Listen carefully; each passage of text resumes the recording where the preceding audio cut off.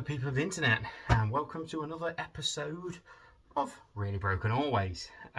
Today, as I shown in the last video, we'll be working on the Land Rover, my daily Series 2, if not 2A, I always get it wrong, it's a Series 2, from the Reg Series 2 Land Rover. So, as I've shown you before, the rear springs, which you might be able to, you can sort of just see in the puppy's bottom as you walk by, the rear springs are sagging. Now, they're the original multi-leaf standard ones that it would have come with. Now, they could be original, don't know, who knows, but they are sagging pretty bad. Doesn't help that there's a roof tent on there, but the roof tent doesn't weigh enough for them to be sagging that much, to the point as soon as you've got us a little bit of camping gear in, I'm actually getting rubbing. Now, I didn't buy a 4x4 to find them rubbing when I've got tyres that aren't oversized. So, the idea is to change them. Now, I'll show you what I bought. The puppet had enough. So, yep, they are 3-leaf, I believe. 2-leaf and then a helper spring.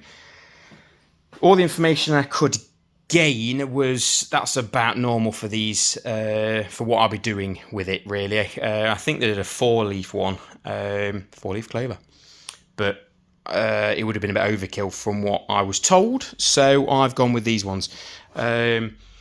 Now, the sacrilege is I've never lifted this thing up since I've had it. I've jacked it up and everything. We had the new tyres fitted, but she's never been on the lift. So, but I put heavier things on the lift, so I've not got any problem with the lift itself. We can't go super high, even though the lift can go full extension. The vehicle's obviously too tall. So we've got enough to get the vehicle at least, well, at least we can get the wheels up to here anyway. But we shouldn't need to really. But yeah, we're going to be fitting those. Now, I've bought, because I was told that they're a pain in the backside, these new shackle bushes. Now, considering that last year, at some point last year, that chassis was built up with all the original stuff, I would expect them to come undone quite easily. But what you expect with Land Rovers and what you get are two different things. So, parabolic springs.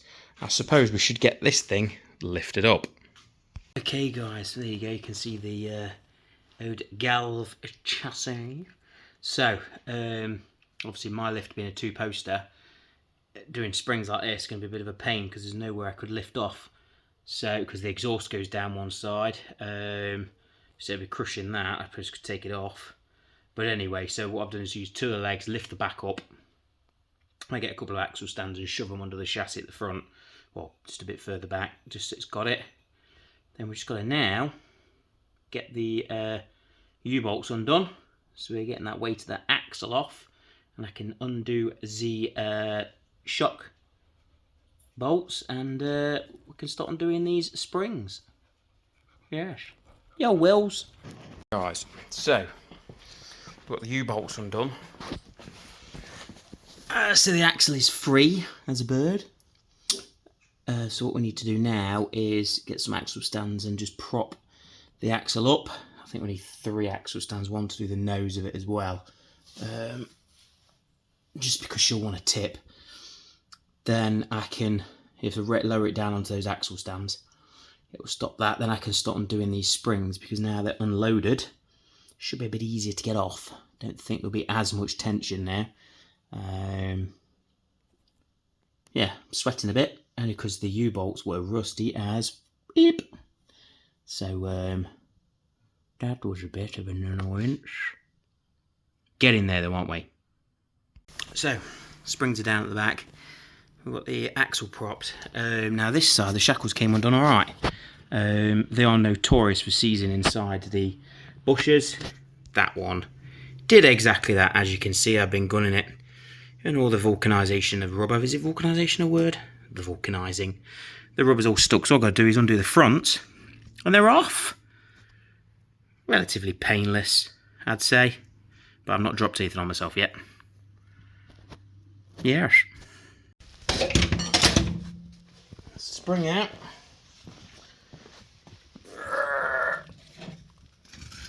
Now, obviously, I believe these are sided, so we'll make sure that we keep them in a relatively same spot.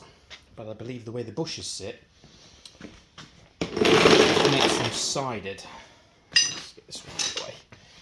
Now I have bought new shackles anyway, just because I knew if I didn't, I could have a problem. So, oh, dog's being sick. You alright, kid? Come to inspect the work? Am I doing a good job? Hey? You. Yes, you're a good girl. I'm going to show these people what I've been doing. Yes, we know. We know. Yes. So yes, as my beautiful assistant is noticing, if you notice the bush, sits outward. So, let's have a look. Yeah. See that these are also not central. So that one's going to be for the left, that one's going to be for the right. I presume they've probably got L and R on them anyway.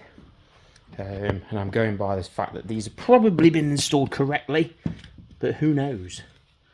They're flat on that side. So, and let's just check this one.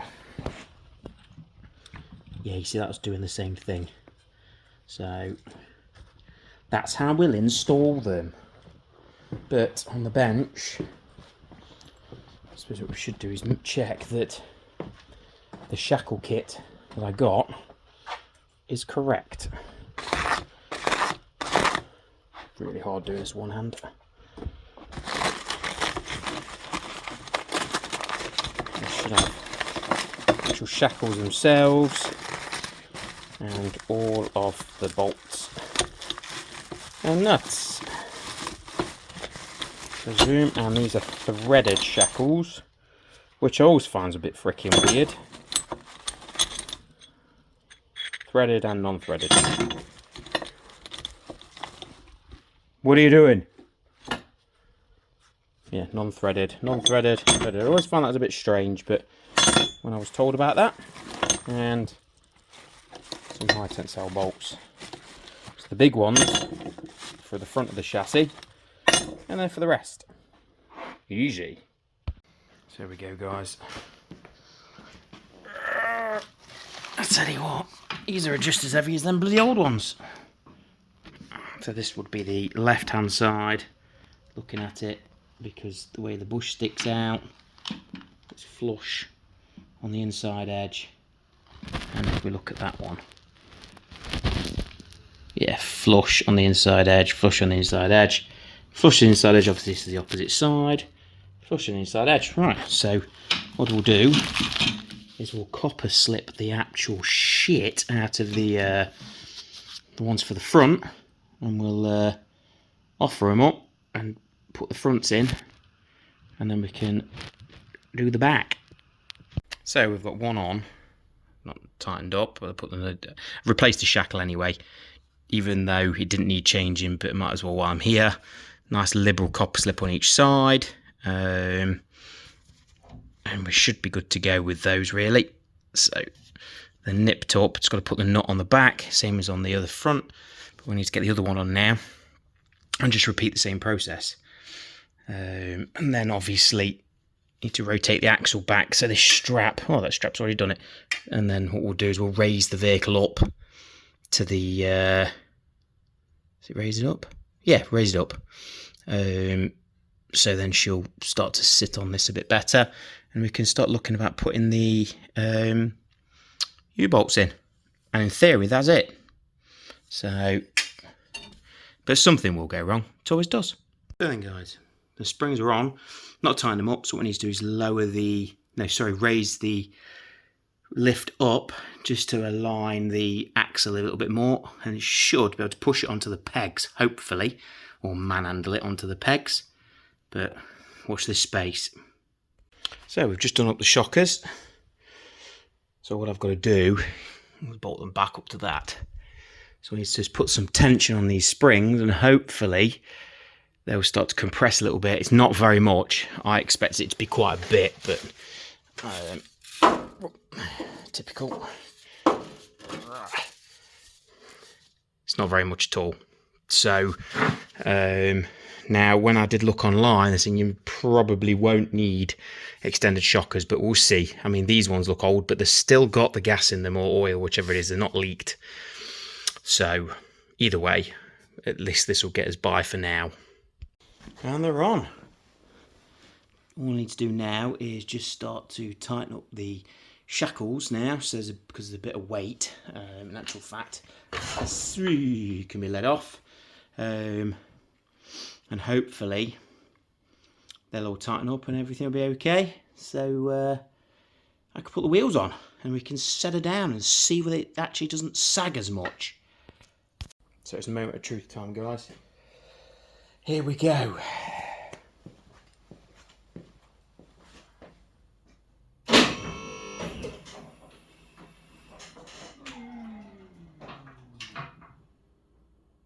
Well, the lift is free.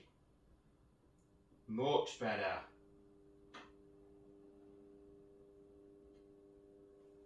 What we'll have to do is just give a bit of a bounce.